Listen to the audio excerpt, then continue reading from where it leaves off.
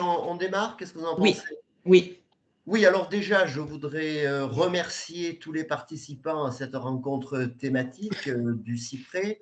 Un grand merci, bien sûr, à Monsieur Yvon Bartorello, donc, qui est l'auteur de cette BD.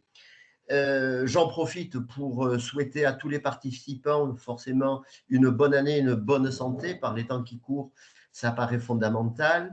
Alors, je ne vais pas être très long, je voudrais juste peut-être replacer la tempête Alex dans un contexte, je dirais, météorologique et géologique et géomorphologique, parce que effectivement, les Alpes-Maritimes, et en particulier les vallées de la Tinée, de la Vésubie et de la Roya, ont vécu un phénomène tout à fait exceptionnel. Donc, en définitive, l'Europe du Nord nous a envoyé, je dirais, des masses d'air très froides qui se sont concentrées en descendant vers le sud et qui ont surtout affronté une masse chaude venue de la Méditerranée, ce qui a généré ce qu'on appelle un épisode cévenol méditerranéen, et qui, je dirais, allié avec un flux de sud, a permis, je dirais, des intempéries exceptionnelles, mais surtout qui ont été bloquées, en définitive, sur un secteur. Ce cumul a été très important, puisqu'on a quand même mesuré, dans le secteur de Saint-Martin-Vésubie, près de 500 millimètres en 24 heures. 500 litres au mètre carré, ce qui est absolument remarquable. Et c'est vrai que, allié à une baisse des pressions exceptionnelles aussi, de l'ordre de moins 30 hectopascales, nous avons dû, si vous voulez, gérer ce qu'on appelle une bombe météorologique. Une bombe qui a généré également, ce sont des chiffres, mais il faut quand même les appréhender, 560 millions de tonnes se sont déversées dans les Alpes-Maritimes. Donc, ce qui est absolument exceptionnel. Alors, comment peut-on expliquer justement de tels dégâts? Au-delà du bilan humain, il y a eu énormément de dégâts sur les infrastructures, en particulier sur la voirie, de la voirie qui emprunte très souvent les basses vallées, les secteurs de terrasses fluvio-glaciaires, puisqu'effectivement, on sait que ces vallées ont été occupées durant la dernière glaciation du Wurm par des glaciers qui ont déposé des moraines, et forcément, des constructions, des routes ont été implantées dans ces secteurs de terrasses. Et en fonction de ces débits tout à fait exceptionnels et remarquables, eh bien, effectivement, nous avons une corrélation qui est absolument exceptionnelle entre, je dirais, le phénomène météo et la liaison avec le contexte géologique et géomorphologique. Donc, ça veut dire que nous nous sommes retrouvés avec des dizaines de kilomètres de routes qui ont été dévastées, avec des cimetières également emportés, avec des ouvrages d'art, plusieurs dizaines qui ont été également, pour la plupart, emportés par les flots. Et donc, ça veut dire que, effectivement, les Alpes-Maritimes, les vallées maralpines ont connu un phénomène inégalé. Et dans ce contexte, je dirais que nous avons eu une chance inouïe, c'est que M.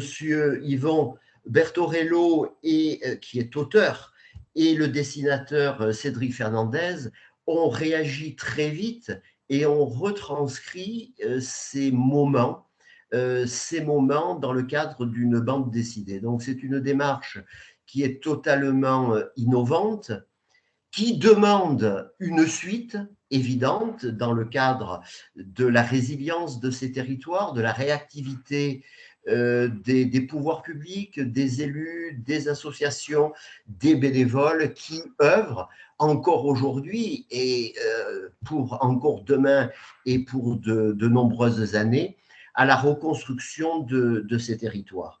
Donc c'est vrai qu'aujourd'hui, nous avons une vision globale, innovante de ce qui s'est passé, des faits, de ces faits que je qualifierais, comme tout à l'heure, totalement historiques. Mais c'est vrai que le travail est toujours en cours et que cette bande dessinée, ainsi que la suivante, que j'espère pour la prochaine date anniversaire, eh bien, soit le reflet des efforts de chacun.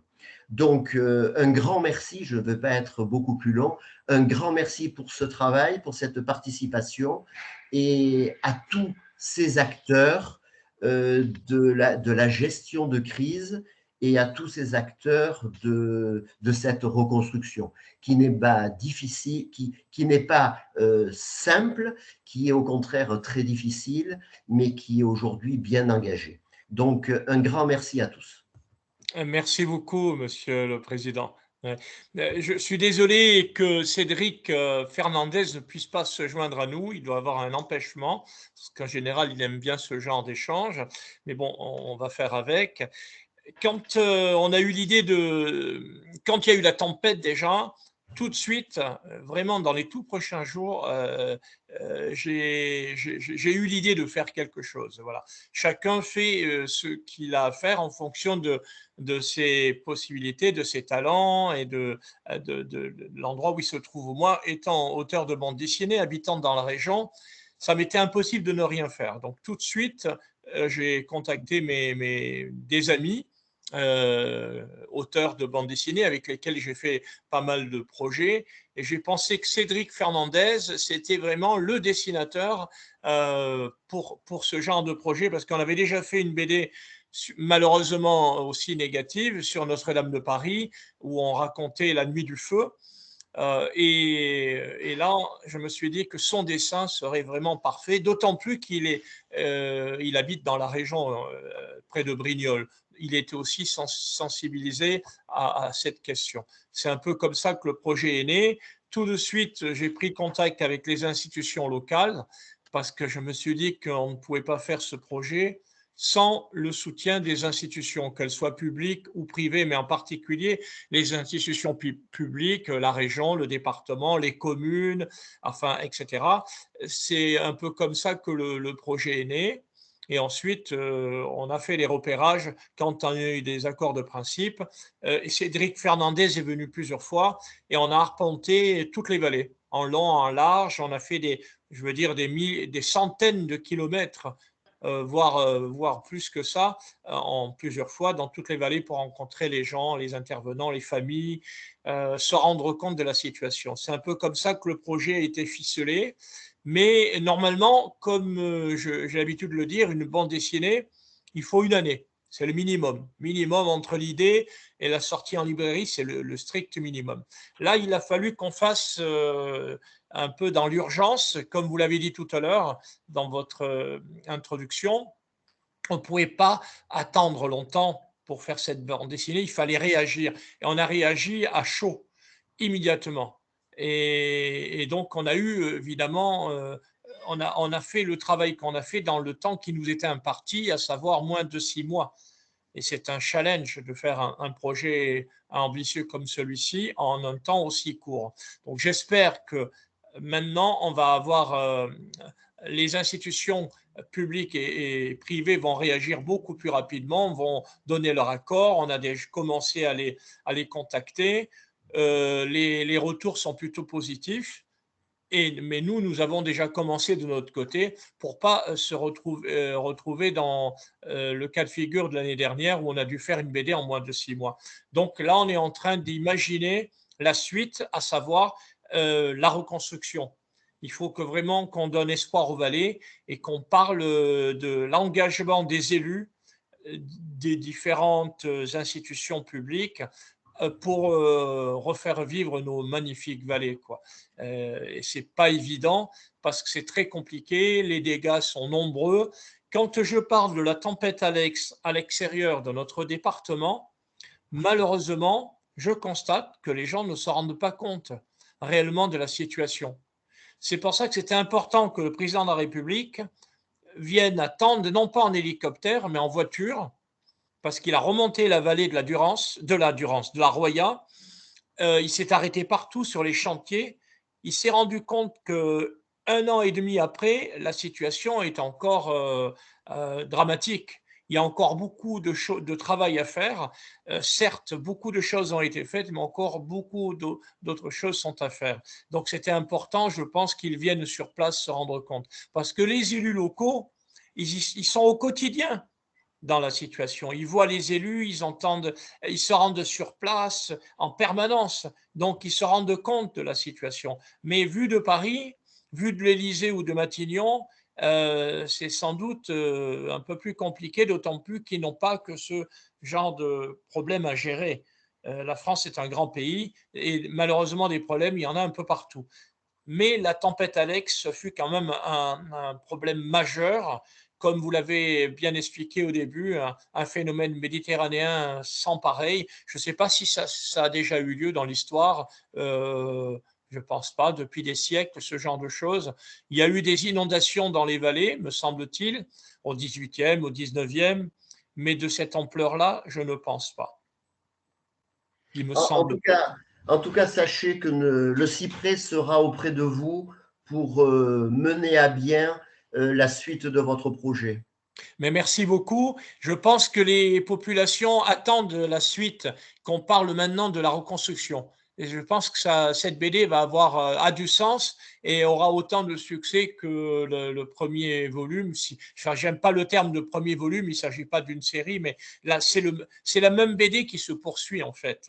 Non, et la démarche sera positive. C'est Je ça le qui est pense. important. Je le pense.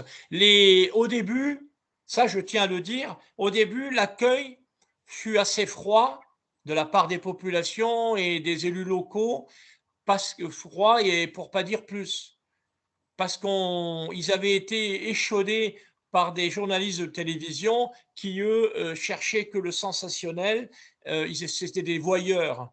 Vous comprenez? Et nous, ils Absolument. ont compris assez rapidement que notre démarche n'était pas du tout celle-là. La preuve, nous, dans la BD, il n'y a rien de sensationnel.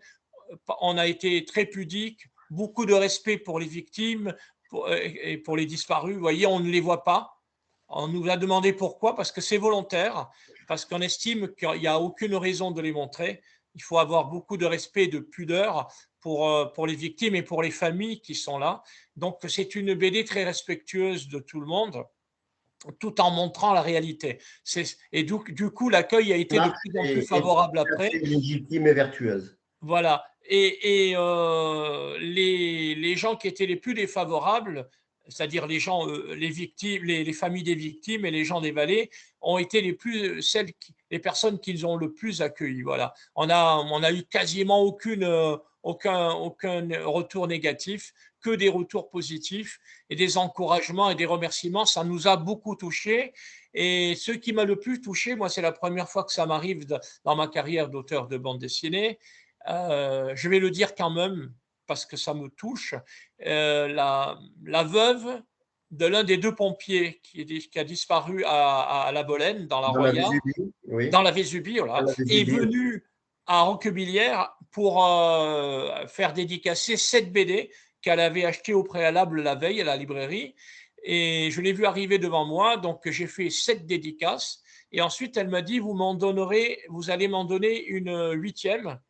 Et celle-là, ça sera, je vous demande de faire une dédicace spéciale, ça sera pour que ma fille se souvienne de son papa. Et donc j'ai compris que la jeune femme qui se trouvait devant moi, c'était la veuve d'un des deux pompiers. Donc j'étais très ému et j'avais envie de pleurer, évidemment. Ça m'a beaucoup, beaucoup touché et je ne savais plus quoi dire. Et je lui ai dit simplement de me permettre de faire une dédicace reposée et de récupérer la BD après. Ça m'a beaucoup, beaucoup touché. Cette femme incroyable. Voilà. Donc, évidemment, je lui ai fait une dédicace après. Et je pense qu'elle est venue récupérer l'album. Donc, j'ai eu des moments très forts lors des repérages, lors des dédicaces. Je dois dire que les élus, que ce soit le département, la région, la métropole et les mairies, nous ont très bien accueillis. Au début, c'était un peu froid, mais ensuite, ça a été très chaleureux. Et je les en remercie du fond du cœur. Je remercie les habitants, les gens des vallées, et je remercie aussi les familles et des victimes dont certaines nous ont remerciés. Ça nous a beaucoup touchés à Cédric et à moi, vraiment. Et ça nous encourage d'autant plus à donner une suite à cette BD. C'est la même BD, et parler de la reconstruction et donner de l'espoir aux habitants de ces vallées. C'est l'objet Merci de la beaucoup. BD, en fait, voilà. C'est Parfait. l'objet de la bande dessinée. Et on espère que le cyprès va nous suivre, évidemment. Et cette fois-ci, puisqu'on a le temps, on prépare ce projet avant, on pourra échanger davantage avec vous, comme avec toutes les institutions et associations. Ça nous a un peu manqué au début, parce que ça a été fait, non pas dans la précipitation, mais on l'a fait dans l'urgence, cette bande dessinée. Donc, il y a des imperfections, on le sait. Faire une BD en 6 mois, c'est pas évident. Là, on a beaucoup plus de temps, donc on espère que ce sera davantage affiné, cette bande Parfait. dessinée. Alors, je le répète, elle sortira pour le mois d'octobre 2022. Ça n'aurait aucun sens de la sortir avant ou après. Il C'est vaut noté. mieux s'en tenir à la date anniversaire. Voilà, D'accord. tout Je simplement. vais être obligé de vous quitter, donc je vais vous souhaiter une bonne fin de rencontre avec beaucoup d'échanges positifs et fructueux, mais on restera en relation pour Merci que, beaucoup, Monsieur le pour que Président, et à bientôt. pour que l'on puisse parvenir à cette édition en temps utile. Merci, Et, merci et encore. surtout fondamentale pour ces territoires impactés. Merci beaucoup. Exactement. Ce que je propose, on n'a pas fait dans la première partie parce qu'on n'avait pas le temps, mais l'idée aussi, ce serait de faire une exposition de planches, à la fois de la première partie et de la seconde partie, et une exposition qui pourrait tourner dans les vallées, Itinérante, itinérante. itinérante, ce serait pas mal. Oui, voilà. Parfait. Merci encore, Merci Monsieur le encore Président. et Au bonne revoir. suite d'échanges. Au revoir. Merci. Au revoir. Merci beaucoup. Merci. Au revoir. Au revoir. Ah ben voilà, on se retrouve avec Élodie maintenant alors, Voilà, c'est moi qui mène. qui continue. Ouais. Non, Donc, mais je c'est vous bien. laisse poursuivre Je- la présentation. Donc, je ne sais pas si vous voulez un petit peu détailler un peu plus alors, la voilà, démarche.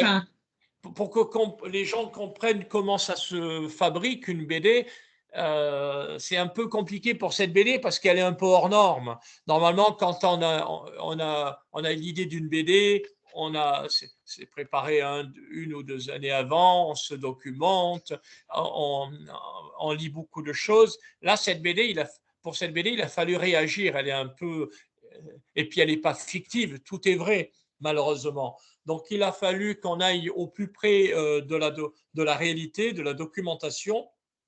Ce qu'on a fait, on est allé voir les élus, on a fait les repérages partout, il fallait s'imprégner des lieux et des gens. Et ensuite, on a lu tout ce qui est sorti, que ce soit à la télé, à la radio, à la presse écrite.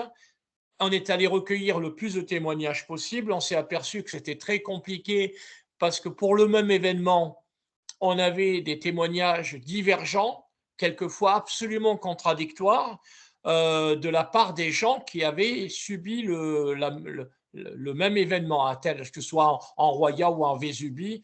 Donc, c'était très compliqué. Des fois, on avait des écarts terribles d'horaire, de description d'événements. Donc, je dois dire que les rétex, les retours d'expérience de la gendarmerie et des pompiers nous a beaucoup aidés. Voilà, je les en remercie tous les deux, que ce soit les pompiers ou les gendarmes. Ils nous ont beaucoup aidés parce que c'est fait très sérieusement, minutieusement, parce que quelquefois, il y avait cette ambiguïté et on avait le doute de quelle orientation prendre parce qu'il y avait des versions divergentes. Donc, ça a été compliqué. Au fur et à mesure qu'on a élaboré, non pas le scénario, mais la structure de la BD, on s'est dit qu'il fallait trouver quand même un petit fil rouge. Et donc, la seule chose fictive qu'il y a dans la BD, c'est la personne qui parle, qui répond au 610 06. Certes, il y a une personne qui répond réellement au téléphone, mais là, on l'a inventé parce qu'il nous fallait un lien entre les vallées. Voilà. Parce que vous avez vu dans la BD, on passe des fois de la Roya à la Vésubie, on revient après on passe en Tinée, on revient en Roya, et puis on passe au Boréon, et puis on revient à Breil. Euh, c'est de cette façon-là qu'on a, enfin, on a suivi un peu la chronologie aussi, hein, des visites. C'est à travers les visites des différents élus qu'on a construit cette bande dessinée. La suite plutôt, bien, sera un peu de la même façon, à part que là, il n'y a plus de personnes qui répondent 10. Il va falloir qu'on trouve un autre petit fil rouge. Je pense qu'on l'a déjà trouvé. Et là, on va parler de la reconstruction. Certes, on fera quelques rappels au premier tome, et quelques rappels.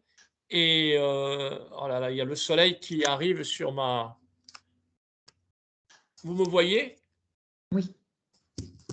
Et c'est le soleil qui arrive sur la vitre. Vous voyez, j'habite à la Turbie, et je suis plein sud, et donc il y a quand même le soleil. Bon, c'est pas grave. Donc pour la suite, la reconstruction, on va aller partout aussi. On va se documenter parce qu'il y a un énorme travail de documentation photographique, articles, les élus sur place, interroger la population et voir les lieux. Il faut être assez concret. Là, on va voir les lieux tels qu'ils ont évolué. Par exemple, je prends un exemple, le pont de Saint-Martin, on va le revoir le lendemain de la tempête. Il faut de temps en temps faire des retours sur le tome, la première partie, mais aussi on va voir les élus qui arrivent, le début des travaux, l'inauguration du pont ou de l'infrastructure si c'est le cas, de la route, etc. Montrer vraiment qu'en un an, il y a eu quand même des progrès, même s'il reste beaucoup à faire. Voilà un peu l'objet. Et puis les gens, surtout le vivant, il faut des témoignages des gens et les élus. Voilà. On n'a pas eu le temps de trop mettre l'implication concrète du cyprès dans la première partie, parce qu'encore une fois, ça s'est fait tellement rapidement et on vous a contacté un peu tardivement aussi. Là, on va essayer de vous mettre dedans, comme on va mettre d'autres volontaires et bénévoles qui se sont impliqués. Voilà. Voilà à peu près ce qu'on veut faire dans ce temps. La BD sortira fin septembre, donc pour l'anniversaire de la catastrophe. Et je sais qu'il y a des choses qui se préparent, m'ont dit les élus, donc on sortira la BD à ce moment-là. Ça va s'appeler probablement La tempête, la reconstruction. Voilà. Mais la couverture sera joyeuse, je pense. Là, elle était austère, parce qu'on ne pouvait pas faire autrement. Je pense que là, elle sera plus joyeuse, plus lumineuse. Voilà. Parce que les gens doivent avoir de l'espoir et se reconstruire. Voilà à peu près l'idée générale de la suite de cette bande dessinée. Voilà. Et merci au président, puisqu'il dit que le CIPRE soutiendra probablement la reconstruction de la suite de cet album. Donc, je suis ravi de continuer cette aventure avec le soutien du CIPRE. Voilà. Voilà. Avec vous, Élodie, avec tout le monde, quoi, ouais. Exactement ça. Mais peut-être j'espère que l'année prochaine, on pourra faire une présentation dédicace chez vous, quoi. C'est quand même Oui. plus sympathique quand il y a du monde, voilà, Mm. et quand on réunit les gens, quand on fait une dédicace, c'est beaucoup plus sympathique. Dans les vallées, j'ai été un peu agréablement surpris aussi, c'est ils ont fait un peu la fête aussi, et c'est normal. Moi, j'ai beaucoup aimé le Saint-Martin-Vésubie. C'est l'endroit qui m'a le plus, ça m'a le plus enchanté parce qu'il y a eu le côté, la commémoration en fin d'après-midi où c'était très triste, les gens ont pleuré, c'est normal. Il y avait les familles des victimes, il y avait tous les gens qui se sont dévoués, les élus, les bénévoles. C'était assez sobre mais profond, très émouvant. Et ensuite, il y a eu une fête. Et ça, c'est important. Et, ils n'ont pas sauté en l'air, hein, mais ils se sont réunis, il y a eu de la musique, il y a eu un partage avec les gens, on a dédicacé la BD, on a eu beaucoup de monde, et je trouve que c'était très bien. Ça m'a beaucoup plu. Voilà. À Breil aussi, ils ont bien fait les choses. À Tende, c'était un peu différent puisqu'il y a eu la commémoration à Vievola pour l'inauguration du monument en mémoire du berger. Donc ça, c'était un peu compliqué parce qu'il a fallu qu'on rejoigne Saint-Martin-Vésubie dans l'après-midi par le col de Bruys et de Turini. Donc ça a été une expédition à travers la montagne. Et on est arrivé à temps pour les commémorations de Saint-Martin. Voilà. Et ça, nous, évidemment, on tenait absolument à être présent. On a fait toutes les manifestations, toutes les commémorations, toutes les célébrations, pas les célébrations, les commémorations plutôt, tous les événements qui ont été organisés. Et on fera la même chose pour le tome, pour la reconstruction, pour la suite, quoi. Voilà. J'imagine que vous avez, vous, un, comment dirais-je, des archives photographiques. Vous avez des choses chez vous aussi, non? Oui, Vous oui. avez des choses. Vous, concrètement, comment ça se passe quand il y a ce genre d'intempéries? Vous avez des agents, des membres du CIPRI qui vont sur place? Alors non, alors je vais peut-être laisser, Caroline, expliquer plus notre rôle, Voilà, le rôle du si CIPRI dans elle tout ça. m'entend. Caroline, Oui, tu peux peut-être oui. prendre la main pour expliquer notre rôle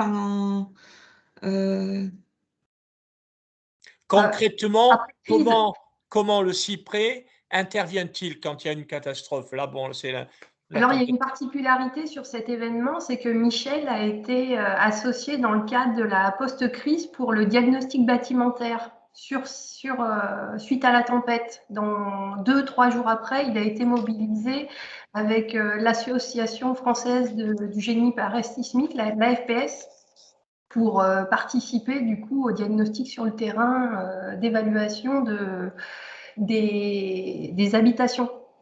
Donc, ça signifie que chez vous, parmi les salariés de l'association, il y a des spécialistes qui vont sur place. Alors, dans ce cas-là, c'est du coup une association spécialisée sur la prévention du risque sismique qui est D'accord? intervenue. Et Michel, à ce titre-là, il a coordonné leur intervention. Nous, on intervient plutôt en accompagnement des collectivités adhérentes qui seraient exposées pour remettre à jour a posteriori leur procédure, leur plan communaux de sauvegarde et de les accompagner du coup dans le retour d'expérience après Ah oui, l'événement. d'accord. Voilà. Donc, on a travaillé là-dessus un petit peu avec Tende, qui est sur la vallée, sur les vallées, la seule commune avec laquelle on travaille en direct. Voilà. D'accord. Et ensuite, on a travaillé avec la préfecture de manière plus globale pour accompagner l'ensemble des communes sur le retour d'expérience diligenté par la préfecture. Mais comment ça se passe? Est-ce que c'est les communes qui sont déjà partenaires liés au CIPRE qui vous contactent ou c'est vous qui proposez vos services ou les deux? Alors, il y a un petit peu des deux. Généralement, on est partenaire des préfectures sur le retour d'expérience ou après événement. On n'intervient pas en direct vis-à-vis des collectivités. Elles ont déjà beaucoup de choses à conduire sur la post-crise. Donc, nous, éventuellement, si on a des collectivités adhérentes sur les territoires concernés, on va aller les solliciter en direct parce qu'on a des relations privilégiées. Et sinon, on prend attache avec les communes, si besoin, à la demande de la préfecture. D'accord. Ah ben oui, oui, je comprends parfaitement. Oui. Et alors, mais le CIPRE, d'abord, l'historique, quand est-ce que ça a été créé, cette association, et comment c'est structuré? C'est national, j'imagine. Ah non, c'est une structure régionale sur la région PACA, Ah, initialement. c'est uniquement PACA, le CIPRE, Oui. d'accord. Aujourd'hui, depuis peu, on a aussi une convention similaire. En fait, initialement, c'était une initiative des services de l'État pour, au sortir de la loi de sécurité civile de 1987, il y avait obligation pour les industriels de mettre en place une information des populations sur les risques autour des sites industriels. Ah oui, il faudra qu'on parle de Fos-sur-Mer à ce moment-là. Voilà, c'est ça. C'est pour ça que nos bureaux historiques sont à Martigues. Oui, c'est ça. Le début de notre histoire, c'est le risque industriel et la proximité du coup des sites Céveso du pourtour de l'étang de Berre. Où du coup en 91 a été menée la première campagne d'information autour des sites industriels, donc sur le risque industriel. Et au sortir de cette première campagne d'information, il est apparu dans le tour d'acteurs, État, collectivités industrielles, la nécessité de créer une structure permanente qui pourrait porter la parole un petit peu de tous et de manière pérenne, au-delà de l'obligation réglementaire qui est faite aux industriels d'informer les populations une fois tous les 5 ans. Ah oui, d'accord. Aujourd'hui, le CIPRES, c'est une structure qui est cofinancée État, collectivité industrielle. Alors, qu'est-ce que ça signifie CIPRES? On m'a posé la question plusieurs fois. C'est Centre d'information pour la prévention des risques majeurs. Ah oui, vous avez gardé le Y, le Y, parce qu'il y a le cyprès, l'arbre, il y a le jeu de mots, d'accord. Vous avez Voilà. mis un Y, mais c'est pas grave. Oui, j'ai compris maintenant, mais c'est parfait ça. Mais en plus, on est dans le sud, il y a le cyprès partout, c'est pas mal, hein, le clin d'œil. Et alors, et vous êtes combien? Il y a un président, il y a un directeur, il y a des membres?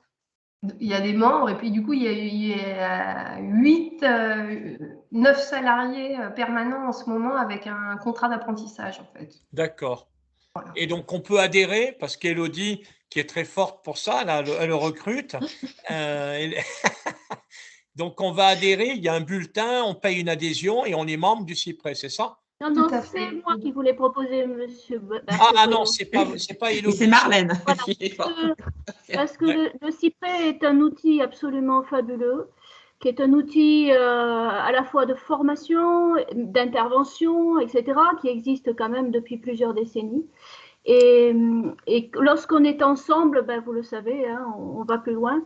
Voilà, c'est pour ça qu'avec votre initiative tout à fait intéressante de BD, qui va devenir une BD mémoire d'un événement traumatique, je pense que vous avez tout à fait votre place pour adhérer au CIPRES. Merci beaucoup. Je pense que Cédric répondra favorablement aussi. J'ai aucun doute là-dessus, donc on s'en réjouit. Mais comme je l'ai dit au président tout à l'heure, il faudrait aussi profiter des planches pour faire un événement avec du présentiel, avec des planches, le tour des vallées, mais aussi chez vous. Je pense que ça serait pas mal. De faire ça voilà. Mais on va essayer de mettre concrètement le cyprès dedans dans la suite pour la reconstruction, quoi. Voilà. Vous vous déplacez, donc il y a de temps en temps des gens de chez vous qui vont voir les maires alors, qui se déplacent. Oui, Voilà. oui. C'est surtout Voilà. justement Caroline qui fait le travail avec les collectivités, De liaison, accompagnée quoi. ouais, voilà. À ce temps-là, on vous demandera les photos assez vite d'ailleurs, assez vite, dans les semaines qui viennent pour vous inclure à l'intérieur, quoi, tout simplement. Ouais. Bon, ben c'est super. Et alors, parmi les risques, qu'est-ce que vous avez couvert? Il y a eu la tempête Alex, mais il y en a eu d'autres avant, malheureusement. Alors on a participé un petit peu à tous les retours d'expérience sur des événements qui auraient impacté les départements de la région Provence-Alpes-Côte d'Azur, donc à savoir surtout les événements du Var et des Alpes-Maritimes ces dernières années, depuis 2010. Voilà, c'est ce que j'allais vous demander. Vous avez été créé quand l'association est fondée? Alors nous, on existe depuis 1991. 91. Et les inondations de Vaison-la-Romaine, c'est quelle année? 92. 92. Alors au départ, on était vraiment orienté risque industriel et transport de matières dangereuses. C'est depuis 2007 que l'intégralité des risques, et notamment la problématique des risques naturels, est intégrée dans nos statuts et prise en compte dans notre voilà. fonctionnement. Oui, donc d'être partenaire d'une telle BD, ça a absolument du sens, quoi. C'est fait partie, on va dire, de vos objectifs. Non pas de soutenir une BD, mais de soutenir toutes les initiatives qui vont dans ce sens. C'est ça, en fait. Hein. Oui. Ben, c'est super, ben, je m'en réjouis beaucoup et je me réjouis de continuer cette collaboration avec le CIPRES pour la suite, pour la reconstruction. Quoi, voilà. On vous tiendra au courant de l'avancée des accords avec les institutions. Donc, il me faut évidemment le gros morceau, c'est normal, c'est la région et le département.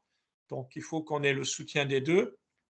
Sans cela, ça ne peut pas se faire et ça n'a aucun sens s'il n'y a pas la région et le département, la métropole aussi, naturellement, et la CARF. N'oublions personne. La communauté et l'agglomération de la Riviera française. Voilà. Donc, on va attendre l'élection du maire et du président de la CARF à Menton pour. Voilà. J'ai prévenu les deux en liste que j'espère leur soutien. Voilà. Que ce soit Madame Peyre, que ce soit Monsieur Juel. Moi, je ne fais pas de politique, je fais des projets qui soutiennent les populations. Donc, il n'y a aucun risque à parler de ça en public. J'ai demandé aux deux de soutenir le projet. Et les deux m'ont répondu plutôt favorablement, heureusement, j'espère. Ça serait le comble. Voilà. Non, mais j'ai que des retours positifs. Mais entre les retours positifs et la concrétisation, il se passe des fois un peu de temps et les élus ne comprennent pas qu'une BD, ça doit se signer. On peut pas refaire le même, comment dirais-je, refaire une BD en 6 mois comme on a fait la dernière fois. On a commencé, voilà. Donc, on espère que vos réseaux d'influence vont venir appuyer notre démarche pour que la reconstruction, la suite de la BD se concrétise bientôt. Le Cyprès connaît bien les élus, j'imagine, donc ça ne devrait pas poser de problème. Voilà. Alors, je ne sais pas si dans les participants, il y a des questions. Donc, pour ceux qui n'ont pas de micro, je suis le fil de conversation. Je pourrais les lire à Yvon. Jérôme, est-ce que tu veux intervenir? Ouais. Il y a Oui, Jérôme bonjour, qui fait signe. Jérôme Je te laisse te Bockel. présenter. Oui, donc je travaille à la direction régionale de l'environnement, de l'aménagement et du logement. Vous m'entendez bien là? Oui, on t'entend. Par Jérôme, contre, on vous entend. Oui. ta caméra est pas activée, si au cas où. Hein. Voilà. Mais on vous entend. Voilà, on t'entend. Oui. Normalement, j'avais activé la caméra, mais comment c'est pas. Alors, qu'est-ce que c'est votre institution publique? Moi, c'est l'antenne régionale en fait du ministère de la Transition écologique. Oh, Et mais donc, vous tombiez bien, vous. Voilà, donc en fait, là, je représente les services de l'État. Mais Et j'ai dit au préfet de la reconstruction, monsieur Xavier Pelletier, que j'aimerais bien qu'il y ait un partenariat avec un ministère cette fois-ci. Non, Donc, mais je pense qu'il peut y avoir quelque chose qui peut se faire avec le ministère du coup en charge de l'écologie, c'est ça.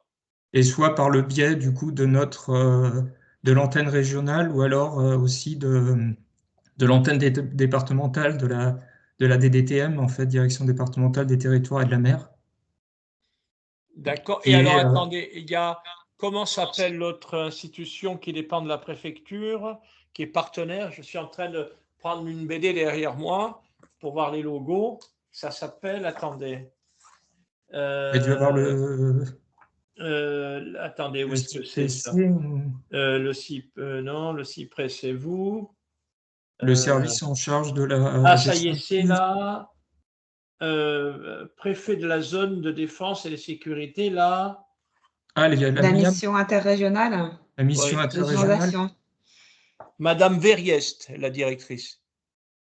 Oui, en fait, c'est la mission interrégionale inondation sur l'arc méditerranéen. Voilà, là, comment ça, le sigle? La MIAM. La MIAM, voilà. Et la MIAM, c'est la MIAM dépend du préfet de région, alors? Dépend, oui, du préfet de région, qui est préfet de zone aussi, de la zone de défense sud, et avec des financements aussi du ministère de la Transition écologique. Ah, voilà. Alors, ils dépendent également du ministère de la Transition écologique? Ou c'est mixé un peu? Je n'ai pas très bien compris qui est leur patron, qui est de quelle institution publique ils dépendent réellement? Bah, c'est le ministère, à la base, à l'origine, c'est le ministère de la Transition écologique, puisque c'est une mission qui avait été créée en fait suite aux inondations d'octobre 2015 dans les Alpes-Maritimes, et ça a été à l'initiative de Ségolène Royal, en fait, qui était à l'époque ministre en charge de l'écologie. Ah oui, c'est ça, ça me revient. Et donc, Et, à partir de 2016, il y avait eu la campagne, lancement de la première campagne plus intense méditerranéenne, avec les 8 bons comportements, et c'est là que la mission, que la MIAM est née. Et, et donc, avec au début beaucoup d'actions sur la région PACA, et après une extension au niveau des autres régions c'est ça. limitrophes, Occitanie et Corse. Si je pouvais avoir les coordonnées de votre institution, un téléphone, un nom, comme ça je prendrai contact. C'est un premier contact, ça serait pas mal, si c'est possible. Oui, bah, je ferai passer via Elodie. S'il vous plaît, voilà, Oui, oui, oui. s'il vous plaît. Et donc il y a une antenne régionale, une antenne départementale. Oui, voilà, pour les services de l'État. D'accord, mais il vaut mieux que Et je m'adresse à la région, non, pour vous, à l'antenne régionale. bah, après, oui, je pense, mais Et après, après, bon, je demanderai un soutien au niveau du ministère à Paris. Non, mais c'est ça, je pense que par rapport à la continuité et puis au lancement de la suite, quoi, pour la nouvelle BD, je pense qu'il peut y avoir un partenariat. Et puis, voilà, une manière aussi de vous féliciter et puis d'encourager la démarche. Et ça peut aussi faire l'objet d'un exemple, en fait, puisqu'il y avait eu en fin d'année un rapport, une mission sur la culture du risque qui avait été lancée aussi par la ministre de À quel l'écologie. moment? Bah, au début, courant novembre, et après le rapport est sorti, il y a eu un rapport qui est sorti début décembre avec Qui est la ministre actuellement de ce ministère? Barbara Pompili. Ah oui, c'est Madame Pompili, ah oui, c'est ça. Ah, mais je l'ai croisé déjà, mais effectivement, ce rapport m'intéresse. Il faudrait que je puisse. C'est un rapport public, tout le monde peut le Oui, oui, lire, oui. c'est Oui, ça? oui. Bah, c'est pareil, on pourra, mais je pense que Il Elodie est ou même. disponible dans le fonds documentaire du Cyprès. Oui, voilà, il est Voilà, je disponible. vous le mettrai en lien si vous voulez. Avec volontiers. Tout ça, ça m'intéresse.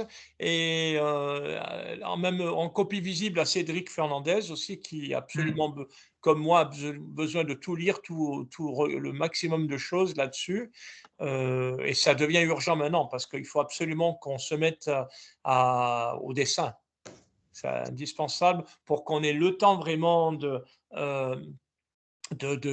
peaufiner ce projet et de mettre Ah tout oui, ce c'est qui est ça. nécessaire, quoi, dedans, voilà. Donc si je pouvais avoir vos coordonnées, nom, adresse, téléphone, comme ça que je peux vous appeler, ça sera beaucoup plus simple, et mettre votre institution dans la boucle aussi.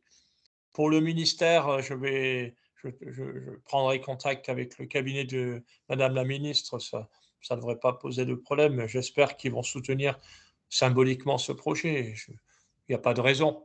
Ça n'aurait pas de sens qu'ils disent non, il me semble, quoi, tout simplement.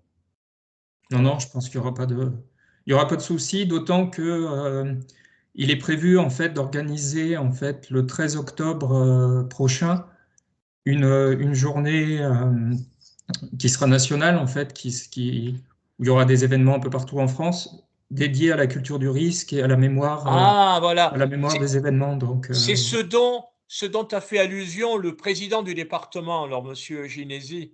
Il m'a dit qu'il y a des choses qui vont s'organiser à l'automne. Donc, oui, voilà. mais Donc, c'est au niveau gouvernemental alors. oui, oui, ce serait du coup. Ça fait partie des recommandations qu'il y avait dans le rapport, en fait, et que la ministre a mis en exergue. Et après, c'est l'idée d'avoir des événements qui vont se dérouler soit à l'échelle régionale, mais aussi à l'échelle des départements, voire à l'échelle des communes qui souhaitent se mobiliser. Donc, Ah, c'est magnifique, ouais, c'est ça super peut ça. être. Alors ce rapport, il m'intéresse vraiment. Il faut vraiment qu'on puisse le lire. Et je voulais vous dire aussi, bah, j'avais lu du coup le premier tome sur les événements, etc. Et c'est vrai que, bon, déjà, bravo pour la qualité graphique et puis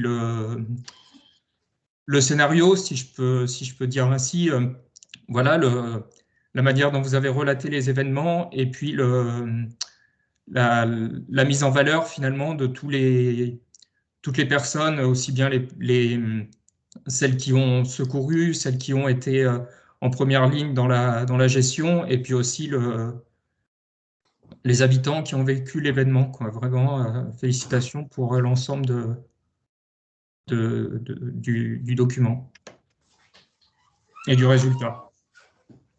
Je sais pas, je crois qu'il est parti, mais Veuillez m'excuser, je suis allé fermer parce que je ne voyais plus rien. Voilà, là c'est mieux. Vous m'entendez toujours? oui, oui. Non. Ah voilà, voilà. Eh bien, écoutez, merci pour cet échange. Je vais, dès que vous m'envoyez des coordonnées, je vais les noter et vous aurez les miennes. Comme ça, on pourra peut-être échanger en direct et vous aurez sans doute des conseils à m'apporter pour la suite, quoi. Voilà. Puis j'espère faire votre connaissance. Vous viendrez peut-être au lancement de la reconstruction. Ah oui, oui, et puis parce que j'ai la chance d'avoir un exemplaire de la première BD, donc avoir une petite dédicace aussi. Avec plaisir. Avec plaisir. Avec plaisir. Ouais, très, très bien. Voilà. Vous êtes à Marseille, alors, si j'ai bien compris. Oui. C'est ça, hein? Mais vous êtes où? À la préfecture? Vous êtes où? Non, non, en fait, on a des bâtiments Ah oui. Dans de quel l'Adréal. On est porte d'Aix, en fait, 36 Porte boulevard des d'Aix, où il y a Dames. la région, alors? Oui, pas très loin de la région, en fait. Ah oui, Sur oui, je connais. Ah oui. le boulevard qui descend après boulevard des Dames, là, qui descend vers le Vieux-Port après. Je suis né à Marseille, moi-même. D'accord. Je suis né à Marseille. Donc, je connais bien cette ville. Voilà. Alors, est-ce qu'il y a d'autres participants qui veulent peut-être intervenir, hein? Je ne sais pas.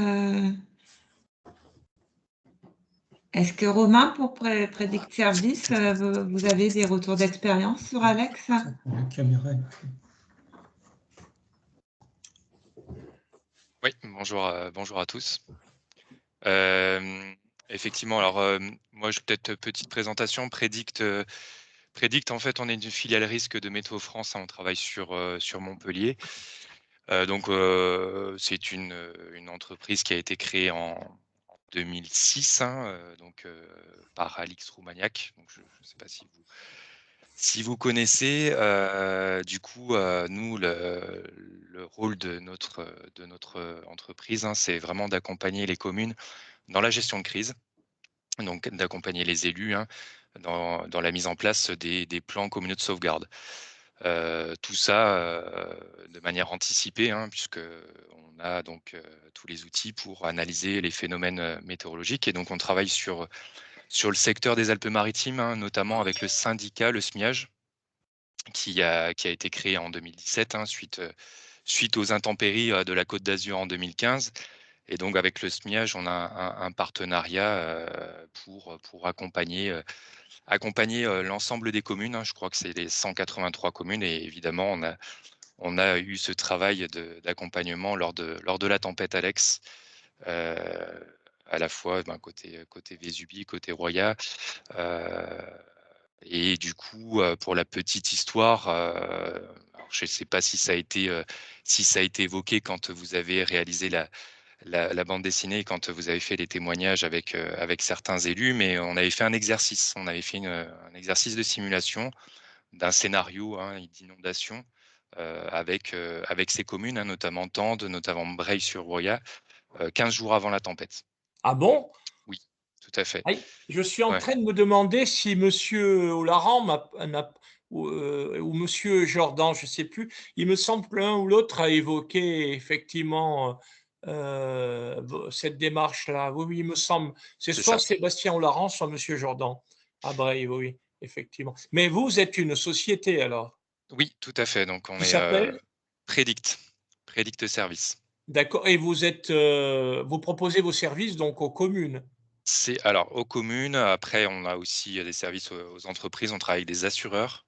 Donc, Ah ben oui, naturellement. Oui. voilà. Donc, Et vous êtes basé où? Alors, on est basé sur Montpellier, Castelnau-le-Lez, hein, juste à côté, hein, à l'est de Montpellier. D'accord. Donc, on est 35 à travailler, hein, à la fois côté national, côté international, puisqu'on a aussi une activité à l'international. Et du coup, le SMIAG, hein, ça fait 4 ans maintenant qu'on travaille avec eux, notamment pour développer, on va dire, la culture du risque auprès de ces communes, les former en fait à vraiment s'approprier le plan communal de sauvegarde, tout ce qui est gestion de crise, pour pouvoir anticiper les phénomènes, des phénomènes d'inondation. Et du coup, dans ce cadre-là, il y a des formations, il y a des exercices qui sont Ah, à bon, l'initiative du SMIAG, hein, à l'échelle des bassins versants. c'est ça. Donc, il y a eu des exercices qui ont été faits en 2019 sur la Siagne, donc avant les crues de novembre et de décembre 2019. L'année dernière, donc en 2020, ça a été sur la Roya. Et l'année dernière, on a réalisé aussi des exercices sur la Brague et le Loup. Donc, c'est des exercices qui se font en fait en centre opérationnel départemental, en COD, donc avec la préfecture, avec le SDIS, avec le SMIAG. Et donc, il y avait aussi le CIPRE qui avait participé à un exercice sur la Siagne avec Nicolas Catala qui est observateur, il me semble, à Auribeau-sur-Siagne, si je me souviens bien. Donc, on a des exercices qui se font en simultané sur 6-7 communes et qui permettent en fait aux élus d'avoir une dynamique dans la gestion des inondations. Donc, Et ça leur a... comme je ça- l'ai dit tout à l'heure à Jérôme, naturellement, je serais intéressé d'échanger en direct avec vous aussi Oui, pour la bah, suite, pour la reconstruction. Donc, si vous voulez m'envoyer, donc, on peut échanger nos coordonnées, comme ça, on peut se parler en direct. ça marche. Voilà. C'est assez urgent puisqu'on est en train d'élaborer la suite, quoi, la reconstruction. OK, pas de Voilà. pas de souci. Alors moi, j'ai commandé la bande dessinée, je l'ai toujours pas reçue. Ah Je pense qu'il bon? y a des délais, assez importants. J'ai commandé Vous pouvez la trouver à la Fnac. d'accord, OK. À la Moi, je Fnac. l'avais En fait, on se demandait comment. Ça, c'est un détail aussi. Moi, je suis auteur chez Glénat, Dargaud, Albin Michel, Hachette, dans une 8 ou 9 maisons d'édition. Et là, en fait, j'ai publié cette BD chez un nouvel éditeur, chez EDP, un éditeur monégasque, qui est l'imprimeur du Palais, en fait, le principal imprimeur.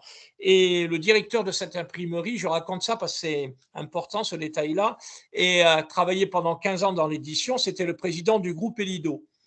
Quand j'ai eu cette idée de BD avec Cédric, quand on a eu cette idée, on s'est dit on peut publier chez Glénat, on est auteur chez Glénat, Glénat va dire oui tout de suite. Mais on a trouvé que ça avait du sens de publier cette BD chez un éditeur local.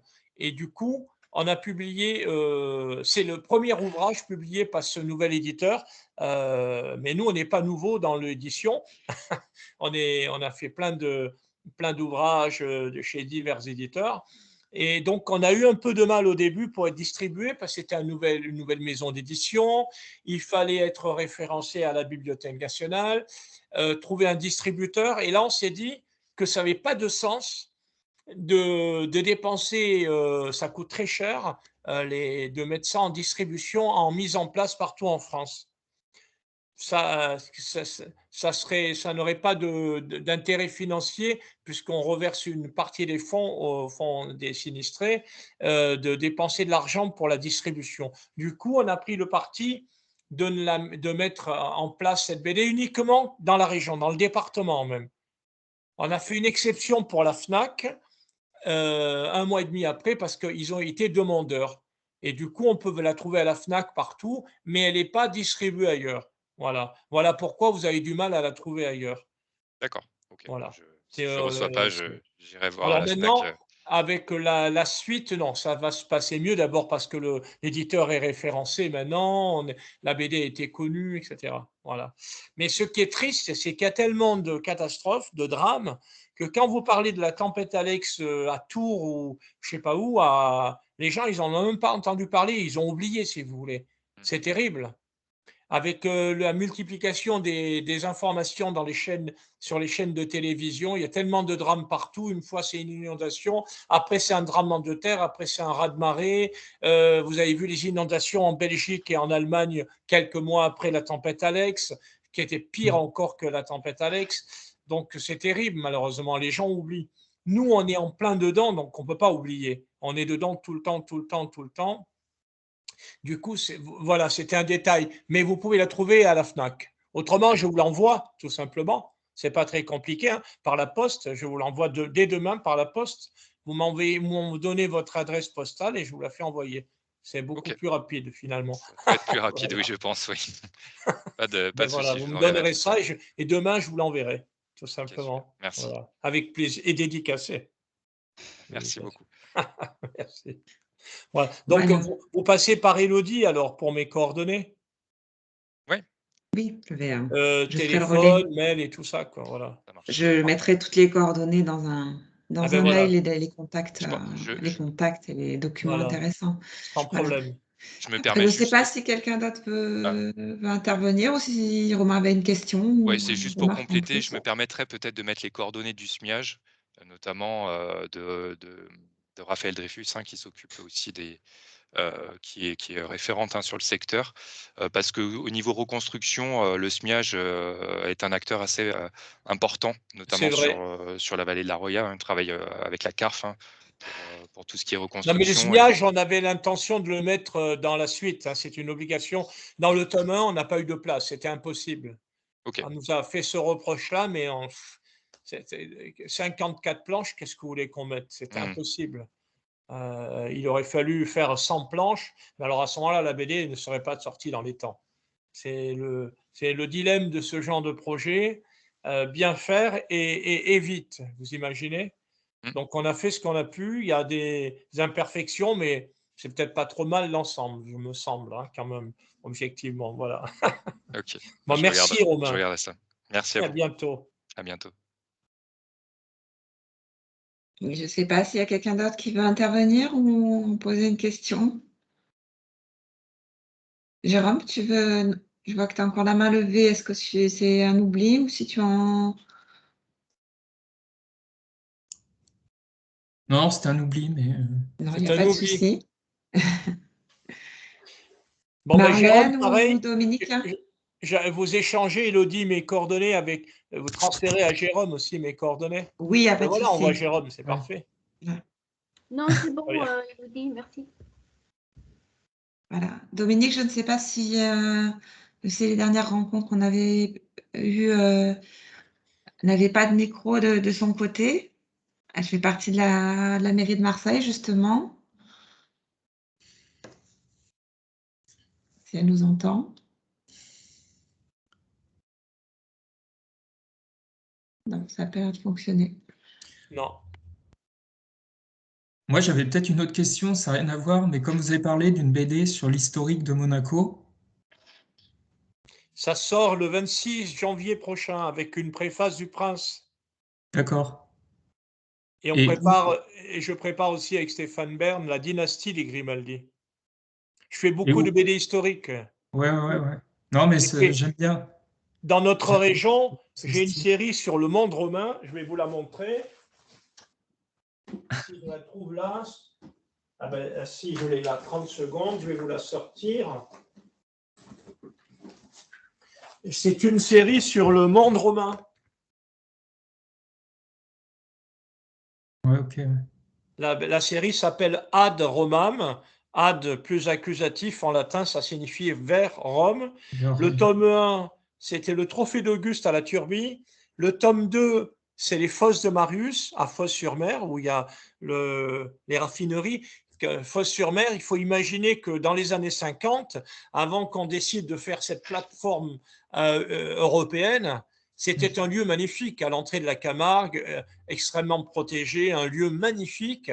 Et à l'époque romaine, sous Marius, 106, 107 avant le Christ, Marius était à la fois consul et militaire. Avec ses vétérans, Marius 30 000 vétérans, ils ont creusé un canal, ces vétérans, le long du Rhône, parce que le Rhône n'était pas navigable, il était ensablé. Et comme Arles venait d'être créé comme colonie romaine, il fallait que les bateaux puissent aller apporter les militaires et puis les denrées, etc., aliments. Donc on a creusé ce canal, d'où le thème du tome 2, le canal les fosses de Marius. Et le tome 3, c'est celui-ci, c'est le camp du légionnaire. Là, c'est la forteresse romaine à la Turbie, au-dessus de Monaco. Et le tome 4 se prépare, ça sera cette fois-ci, il y a toujours un thème dans ma série, c'est les thermes. Les thermes de Chemenelum, Cimier, près de Nice. Et là, on est au IIIe siècle, c'est l'impératrice Salonine qui arrive, qui va arriver à Cimier, qui va prendre les bains en Vésubie, à Berthénemont-les-Bains. Il y a de l'eau chaude exploitée depuis l'époque romaine près de Saint-Martin-Vésubie. Ça sort toujours du même endroit, mais pour des questions sanitaires européennes, ils sont allés forer plus bas, mais il y a toujours de l'eau chaude. Et donc, c'est le thème de notre BD, et ainsi de suite. En fait, c'est 4 adolescents. Comme la plupart des BD que je fais, je mélange fiction, histoire. La Tempête, évidemment, c'est un cas à part, comme cette BD sur Notre-Dame de Paris, chez Glénat. Pardon, voilà, je ne sais pas si vous voyez. Oui, sur l'incendie. Voilà, ça c'est une BD que j'ai faite avec Stéphane Bern. On raconte la nuit du feu avec les pompiers de Paris, voilà. Et c'est chez Glénat, vous voyez, donc Cachette. Et le quatrième, donc la série Adromam sur le monde romain, puisque vous m'avez posé la question, donc c'est 4 adolescents qui sont au lycée Albert Ier à Monaco, et ils nous emmènent dans les monuments romains de la région. Et chaque fois, on remonte le temps. Il y a des flashbacks historiques. Voilà, à peu près. Alors, c'est une série qui va continuer. Et toujours, j'ai une série également sur les justes devant les nations. C'est les non-juifs qui ont caché et sauvé des juifs au péril de leur vie. Et dans notre région, ça a été très, très dynamique. Et voilà, c'est une série. Pour vous dire, je fais des choses aussi diverses. Et pour terminer, puisque là, vous me permettez de faire ma publicité, en fait. C'est l'occasion. J'ai une série sur la ligne Maginot.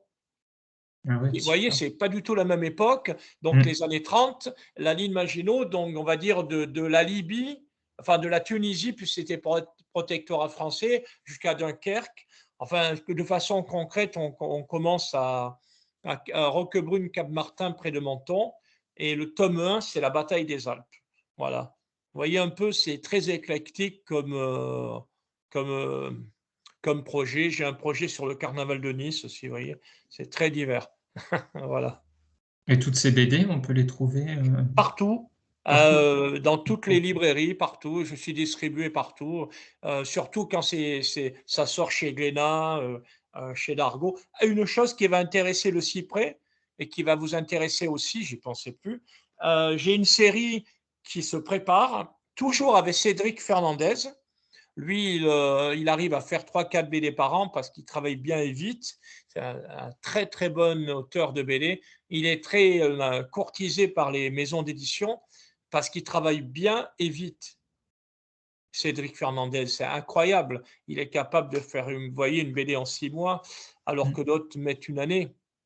Et même, mais là, on était pris par le temps, mais même, il a une capacité de travail qui est incroyable. Et avec Cédric Fernandez et Eric Stoffel, c'est mon co-auteur de la série sur le monde romain. Il est aussi auteur de la série Pagnol, puisque vous êtes de la région, 16 volumes aux éditions Bambou. Vous voyez, on fait des choses éclectiques. Donc, avec Cédric Fernandez et Eric Stoffel, on prépare un projet qui va intéresser le Cyprès. C'est sur les énergies renouvelables et naturelles chez Dargaud. Vous voyez, c'est le premier éditeur de BD en Europe, 3e éditeur mondial. Et là, c'est une série ambitieuse de plusieurs volumes avec des partenariats locaux, institutionnels, privés, des groupes industriels qui se lancent dans les énergies renouvelables et naturelles. Là, le tome 1, c'est sur la géothermie. On appelait ça les mondes d'Arverne. et on va raconter, c'est didactique aussi parce qu'il y a un côté fictif, 2 adolescents à travers le jeu, on va expliquer comment se forme l'eau chaude, d'où vient l'eau chaude, etc. Depuis quand les hommes utilisent la géothermie. Voilà. Et le tome 1 est terminé, mais on ne le sort pas tant que le tome 2 n'est pas très bien avancé, parce qu'on ne veut pas qu'il se passe trop de temps entre le 1 et le 2. Pour le coup, c'est une série annoncée, Les Mondes d'Arverne. Voilà, ça sortira chez Dargaud et ça va être annoncé. Là, peut-être que le tome 1 va sortir au mois de mai, on ne sait pas. Les Mondes d'Arverne chez Dargaud. C'est des choses éclectiques, vous voyez. D'accord, très bien. J'avais une question. Le festival d'Angoulême a finalement été malheureusement, repoussé. vous savez, dire ça à un auteur de BD, c'est retourner le couteau dans la plaie. Je suis vraiment triste. C'est la 2e année, c'est stupide. Ouais. Ils l'ont annulé. Je trouve ça dommage. Ouais. Et est-ce que vous comptiez justement présenter la BD Alex lors du festival d'Angoulême? Ah oui, au Salon de Paris, c'est ce que j'allais vous dire aussi. Au Salon du Livre de Paris, qui aura lieu en mai, on aimerait beaucoup être présent sur sur la plateforme PACA, par exemple. L'éditeur, avec l'éditeur, on va y aller, ça c'est sûr, mais on aimerait beaucoup être invité officiellement par PACA. Et vous, Cyprès, vous n'avez pas de stand lors du Salon du Livre de Paris? Non. Vous pourriez y être avec nous? C'est à vous à faire les démarches auprès du président de la région. Je lui ai envoyé un message sur Instagram à Monsieur Muselier. En général, il répond plutôt assez vite. J'aimerais beaucoup qu'on soit présent à Paris au Salon du Livre. Voilà. Beaucoup et présenter la BD. Ah oui, ça serait vraiment bien ça. Vous pourriez être présent, Élodie. Je suis prêt. Alors nous, on n'édite pas on va dire, Oui, mais comme d'ouvrage, vous êtes c'est ça. partenaire, comme vous êtes partenaire de cette BD, en tout cas, voilà. Oui, on aime, la BD, La Tempête Alex, on voudrait la présenter là, et aussi lors d'un congrès sur vous savez, il y a souvent des assises sur les intempéries. On est en train de se renseigner. J'ai demandé au préfet Xavier Pelletier de nous aider en ce sens aussi, et on voudrait faire une exposition avec des planches, les originaux, à la fois de la première partie et de la 2e partie de cette BD. Voilà. Si Jérôme ou d'autres personnes ont des questions. Non, c'est bon pour moi. Non. Bon, vous avez compris, Jérôme, vous allez à la FNAC ou en librairie, vous trouvez toutes les BD. Pourquoi? Vous êtes amateur d'histoire aussi Oui. Voilà. Je suis originaire, après, je n'ai pas tout détaillé, mais je suis originaire de Bretagne. Ah, vous êtes breton? Et après.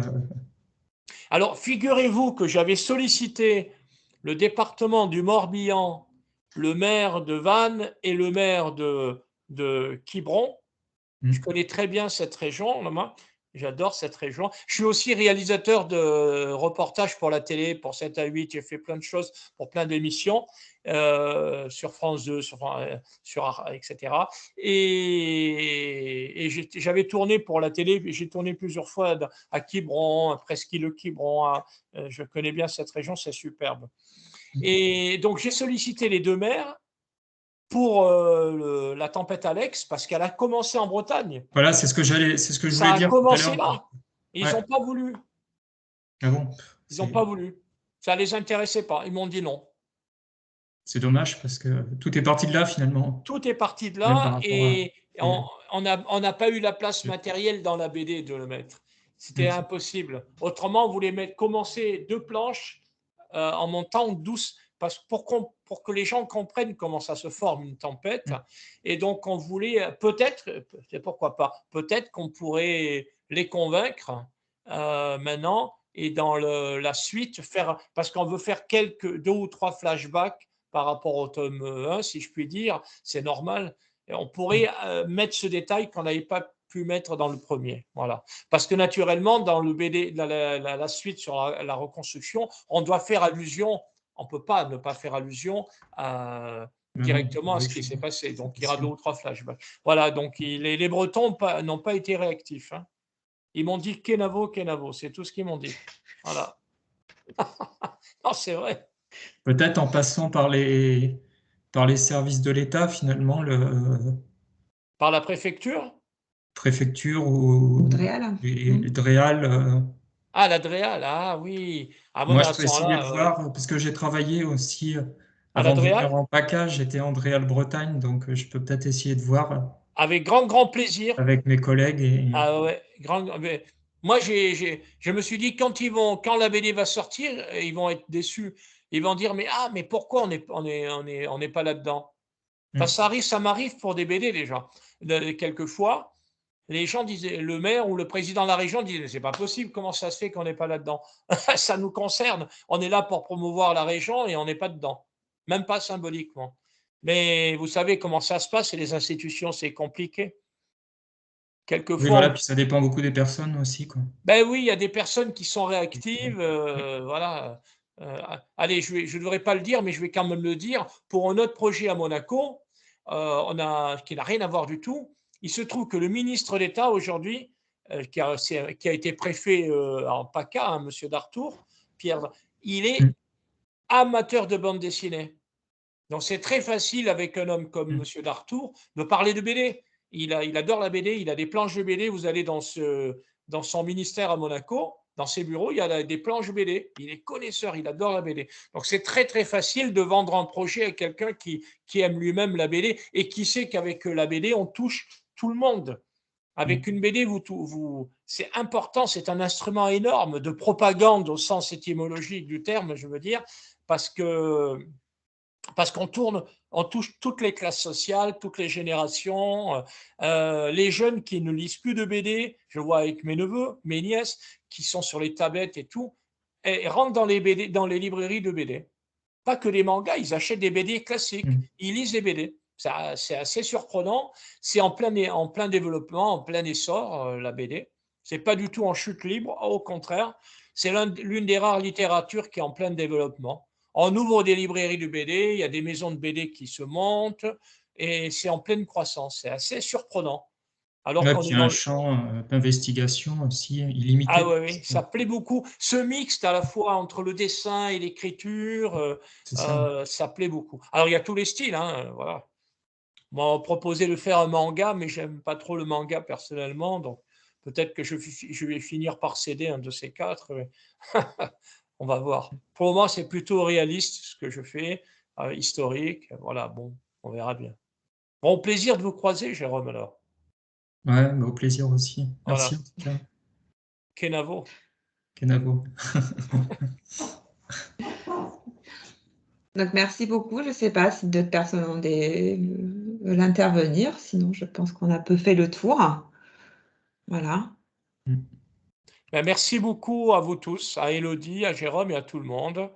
Et au plaisir d'échanger pour la suite, pour la reconstruction. Si vous voulez bien tous m'envoyer vos coordonnées par l'intermédiaire d'Élodie Paya, je vous en remercie par avance. Voilà. Et vous viendrez pour la présentation de la reconstruction. On vous invitera. Merci à tous. Voilà.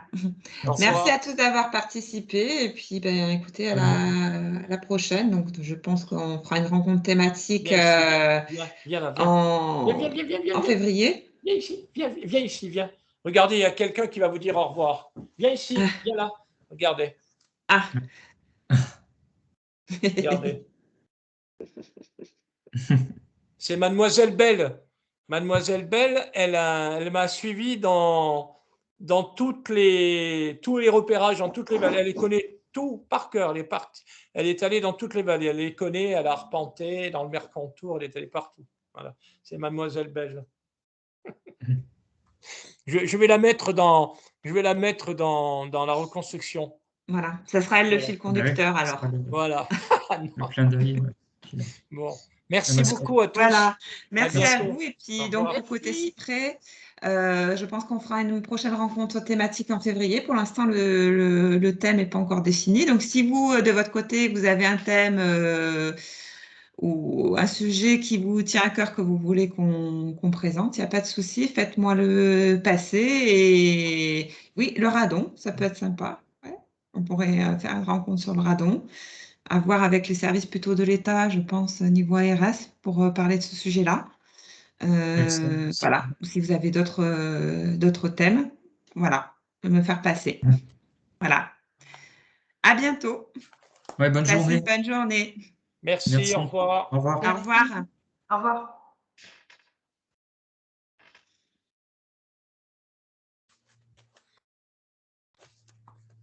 Merci Yvon.